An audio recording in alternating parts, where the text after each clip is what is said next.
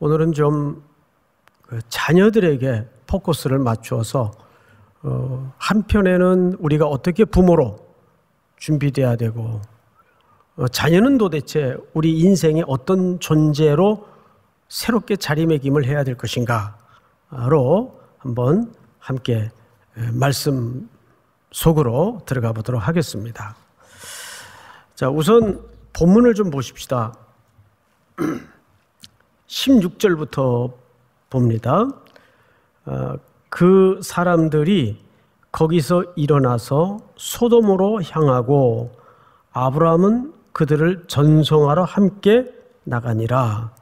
여기 그 사람들은 아브라함의 가정을 노정에서 방문하게 된 천사들이죠. 근데 이 천사들은 사실상 하나님의 또 다른 모습의 현현입니다.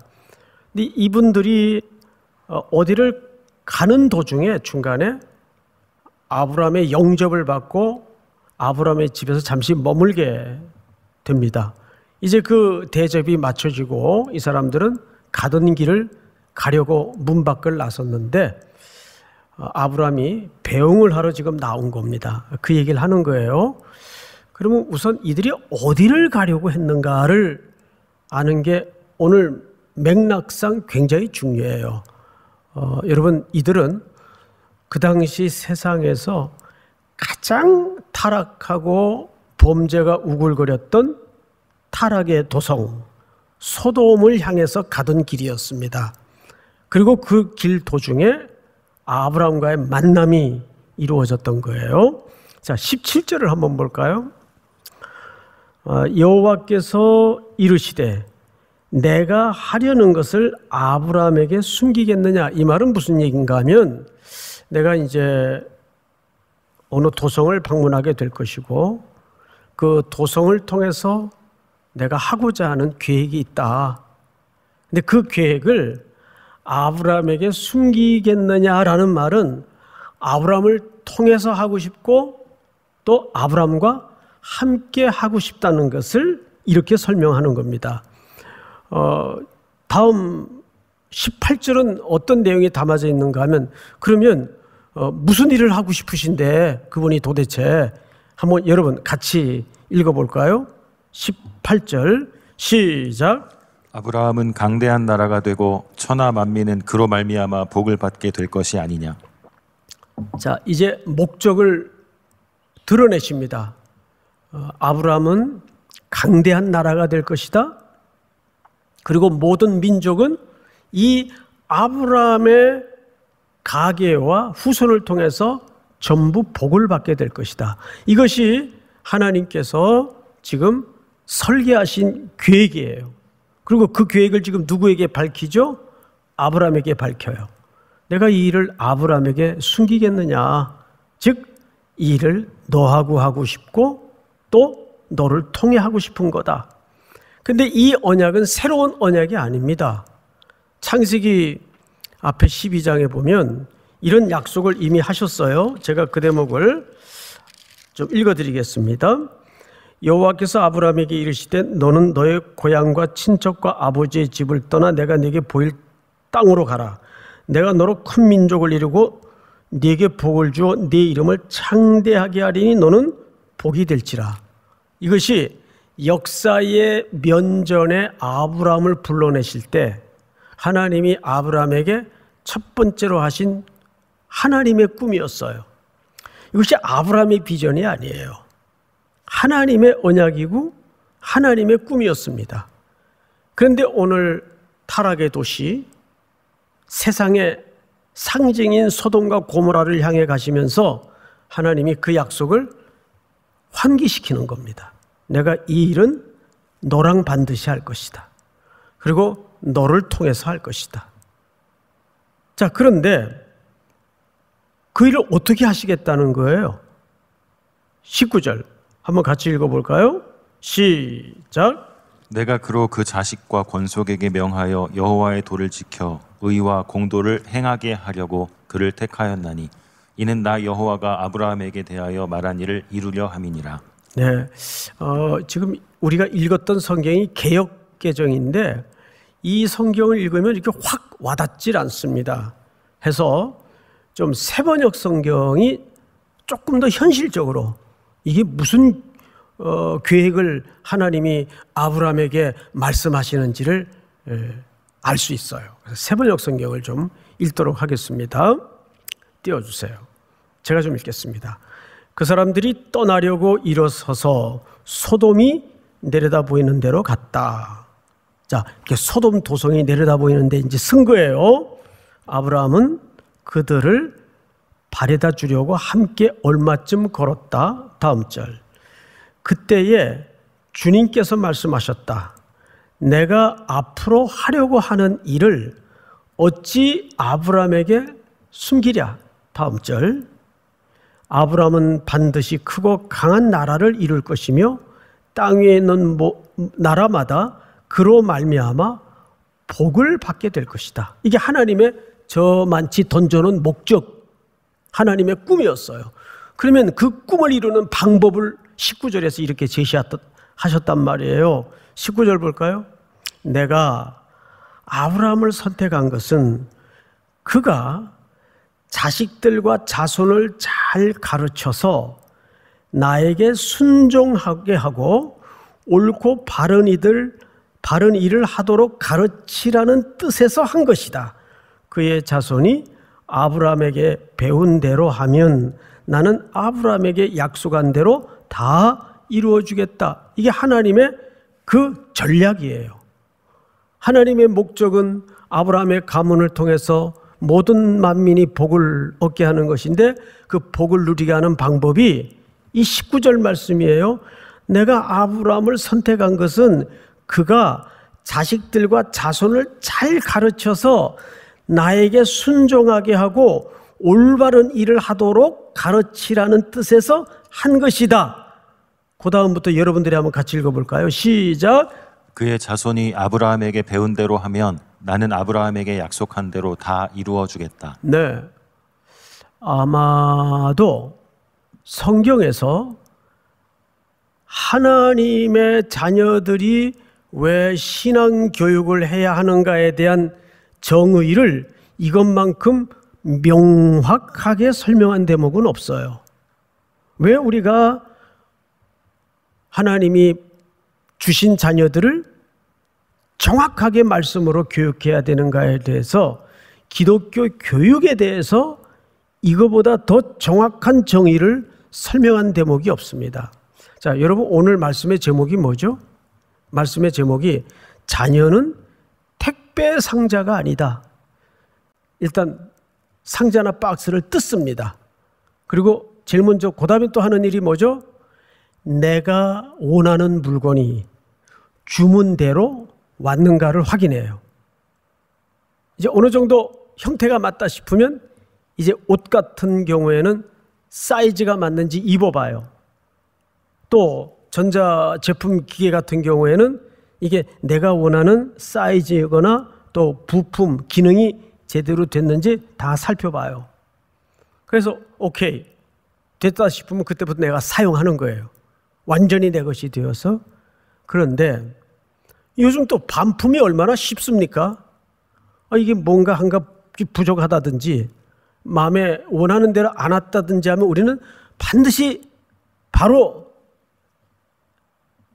다시 꾸려서 뭘 합니까? 반품을 시켜요.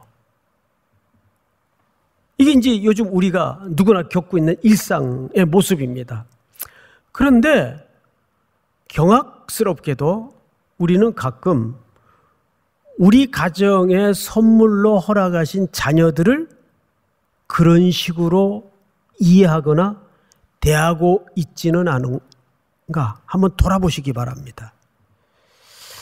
내가 원했던 자녀가 이런 애가 아닌데 얘 반품시키자. 돼요? 생명은 그럴 수가 없는 거예요. 자, 우리는 조금 한 걸음 더 들어가서 예레미야의 경우를 한번 보십시다. 1장을 한번 띄워주세요. 여러분 같이 읽습니다. 시작. 내가 너를 모태에 짓기 전에 너를 알았고 내가 배에서 나오기 전에 너를 성별하였고 너를 여러 나라의 선지자로 세웠노라 하시기로. 아주 중요한 본문입니다. 자, 단어 하나, 문장 하나를 좀 끊어서 설명을 함께 듣습니다. 내가 너를 모태에 짓기 전에, 그 말은 무슨 얘기냐면 엄마 아빠의 연합을 통해서 어머니의 자궁에 생명으로 만들어지기 전에 그 말이에요.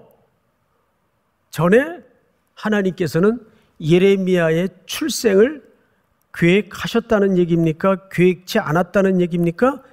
계획하셨다는 얘기예요. 놀라운 사실이죠. 두 번째, 너를 알았고 네가 배에서 나오기 전에 너를 거룩히 구별하였고, 로마서 말씀처럼 에서와 야곱이 어머니 뱃속에 있을 때부터 하나님은 야곱은 사랑하였고 에서는 미워하였다고 돼 있어요. 그 미워하였다는 말은 정서적인 문예적 표현이긴 하지만 선택하지 않고 유기했다 그 말이에요. 그래서 에서를 선택하지 않고 야곱을 선택했다 그 말이에요. 어디에 있기 전에, 이미 무슨 선이나 악을 행하기 전에 어머니 복중에 있을 때부터. 세 번째, 너를 여러 나라에 뭐로 세웠나니? 선지자로 세웠나니. 여러분, 예레미야서 전체를 보면 어떤 인물로 캐릭터가 소개되냐 하면 굉장히 내성적이에요. 아주 샤이보이예요. 저는 말도 못하고 대중 앞에 서는 것도 자신이 없고, 저는 이 선지자 이거 못합니다. 저는 안 됩니다. 약관 20의 나이에 하나님께로부터 역사의 전면에 부름을 받아요. 게다가 이 집안은 당시에 컴플렉스가 많은 집안이었어요. 정권 싸움에 몰락한 유배지에서 살 수밖에 없었던 가문의 자손이고 혈통입니다. 그러니 어릴 적부터 얼마나 그 시대적인 배척과 열등감에 살아냈을까요? 근데 어느 날 역사의 전면에 하나님이 예레미야를 선지자로 소명하시는 겁니다. 그 부모의 기대와 자신의 열망과 상관없이 내가 너를 모태에 짓기 전에 너를 알았고, 네가 배에서 나오기 전에 너를 성별하였고, 너를 여러 나라의 선지자로 세웠노라. 아이들이 망가지는 건 왜 망가지죠? 제가 지난주 그런 말씀을 드렸었어요. 보통 정신과를 공부했고 심리를 공부했던 어느 분의 글에 보면 그런 글이 있다고 말씀을 드렸죠. 보통 부모들이 과한 열정 때문에 100점짜리 부모가 되려다가 부모가 병들거나 아이가 망가지거나 할 개연성이 굉장히 높다. 그래서 몇 점쯤에 만족하라 그랬어요? 몇 점? 70점. 70점. 그러니까 부모 자식 간에는 어느 정도의 간격을 유지할 수 있는 여지와 여유가 있어야 돼요. 솔직히 많은 부모님들의 이런저런 눈물겨운 상담을 받아보지만, 그리고 정말 기가 막힌 자녀들에 대한 기가 막힌 상담을 해오는데, 듣고 나면 부모도 답이 없어서 찾아왔는데 제가 들어봐도 노답이에요. 답이 없어요. 그러면 구차스럽게 꺼내놓는 대답이 뭔지 아세요? 어머니, 그냥 물에 던지세요. 그냥 물에 던지세요. 그 말은 무슨 말인가 하면 애 죽으라고 물에 던지라는 말이 아니고, 모세의 어머니 예를 드는 거예요. 모세가 울음소리가 커가고 시간이 흐르자 더 이상 숨겨서 키울 수가 없는 어머니의 손에서는 키울 수가 없는 시간이 왔어요. 이젠 어찌할 수가 없어요. 그때 어머니가 뭘 준비하죠? 태바, 조그만 역청을 바른 바구니를 만들어 준비를 해요. 그리고 강보에 싸서 이런 바구니에다가 모세를 담아요.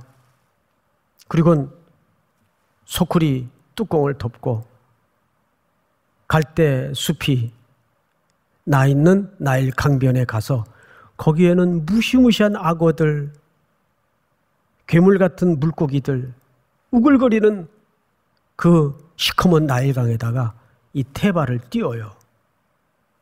그러고 나서 모세의 어머니 행동이 성경에 보면 이렇게 묘사되어 있어요.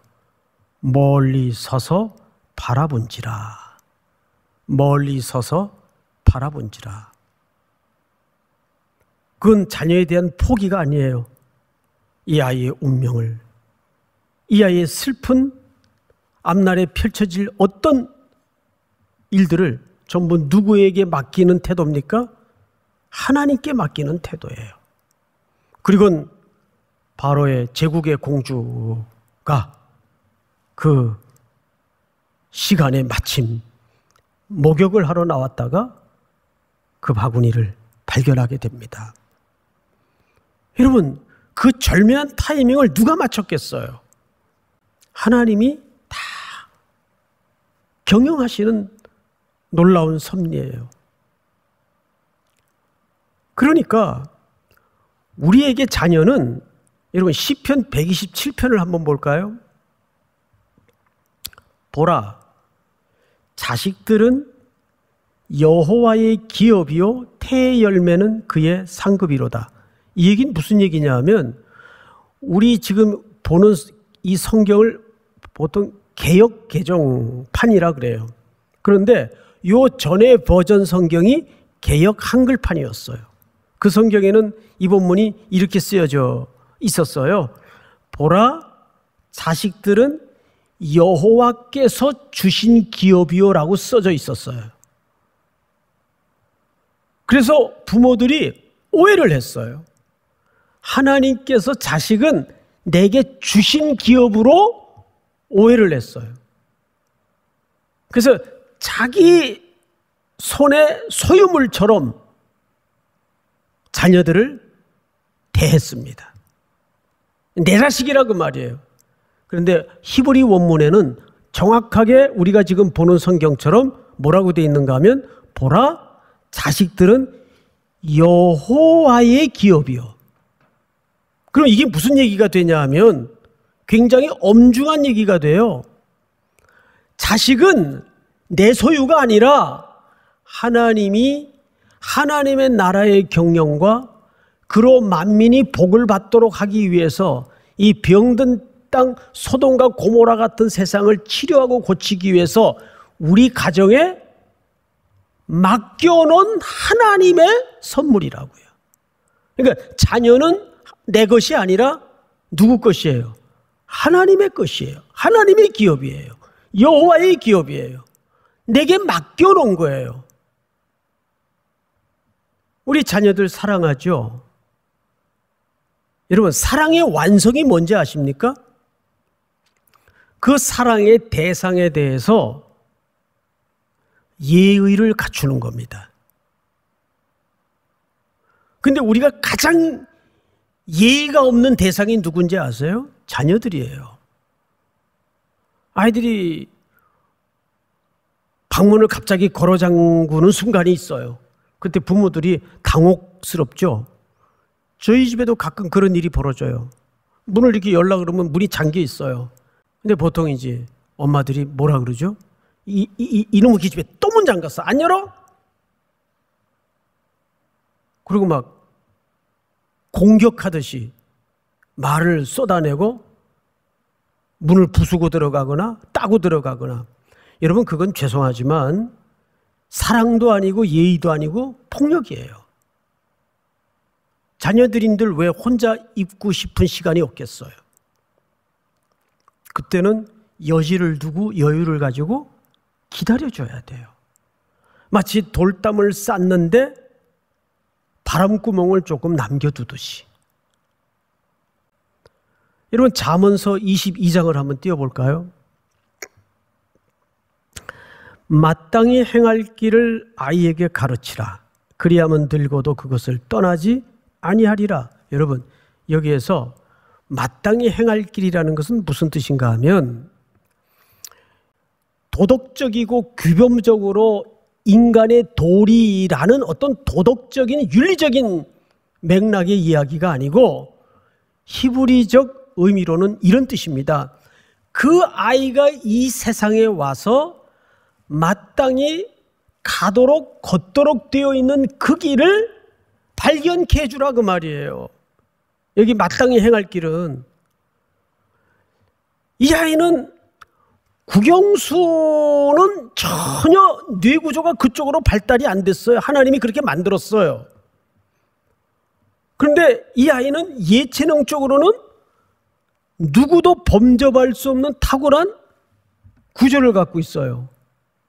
그런데 우리는 밥벌이라는 경제의 논리에다가 야 그래도 국영수를 해야 이 세상에서 굶지 않고 먹고 살 수 있어 글로 밀어넣는다면 어떡하겠어요?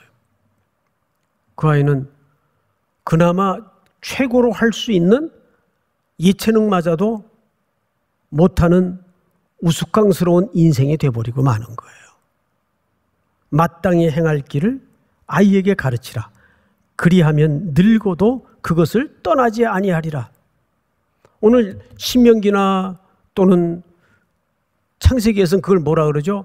먼저 하나님의 인간으로서 회복되어야 될 하나님의 도를 그 아이에게 가르치는 일을 누가 해야 될까요? 그 부모가 해야 되는 거예요. 여러분 신명기 4장 한번 볼까요? 마지막으로 다 같이 한번 읽겠습니다. 시작. 오직 너는 스스로 삼가며 내 마음을 힘써 지키라. 그리하여 내가 눈으로 본 그 일을 잊어버리지 말라. 내가 생존하는 날 동안에 그 일들이 내 마음에서 떠나지 않도록 조심하라. 너는 그 일들을 내 아들들과 내 손자들에게 알게 하라. 아멘. 너는 그 일들을 내 아들들과 내 손자들에게 알게 하라. 이 증험의 역사가 있죠. 사사기 2장 10절에 보면 광야 세대, 홍해 세대가 다 지나갔어요. 그때 여호와를 알지 못하는 다른 세대가 일어났어요. 다음 세대가 아니라 다른 세대. 근데 그 다른 세대의 특징을 사사기 기자는 두 가지로 설명하죠. 여호와를 알지 못하고 여호와께서 행하신 일도 알지 못하더라. 뭐의 부재를 고발하는 겁니까? 신앙 계승의 부재를 고발하는 겁니다. 누군가 이 전해주는 복음의 전달 과정을 끊어버린 거예요. 여호와도 알지 못하고 여호와께서 행하신 일도 알지 못하더라. 그리고 그 사사기는 어떻게 종막을 고합니까? 그때의 이스라엘 왕이 없으므로 사람들이 각기 자기 소견에 옳은 대로 행하였더라. 자, 우리 여기 청년들이 주로 앉아 계시는데 오늘 이 얘기는 나하고 좀 먼 얘기 같다 그럴까요? 아닙니다. 저는 우리 청년들이 좋은 배우자를 만나도록 기도하죠. 그런데 먼저 기도하는 게 뭔지 아세요? 물론 내 배우자가 어떤 사람일지 좋은 배우자를 위해서 기도하는 거 누가 뭘 할 사람 없어요. 근데 더 중요한 것은 내가 먼저 좋은 배우자로 준비돼야 돼요. 그렇지 않겠어요, 여러분? 부모가 되는 문제도 마찬가지예요. 좋은 자녀를 달라고 기도하는 거 누가 뭐라 그럴 사람이 있어요. 그러나 내가 먼저 아직 청춘이지만 어떻게 부모로서 준비돼야 되는가. 이것은 깊이 역사를 걸고 기도해야 될 소중한 제목임을 믿으시기 바랍니다.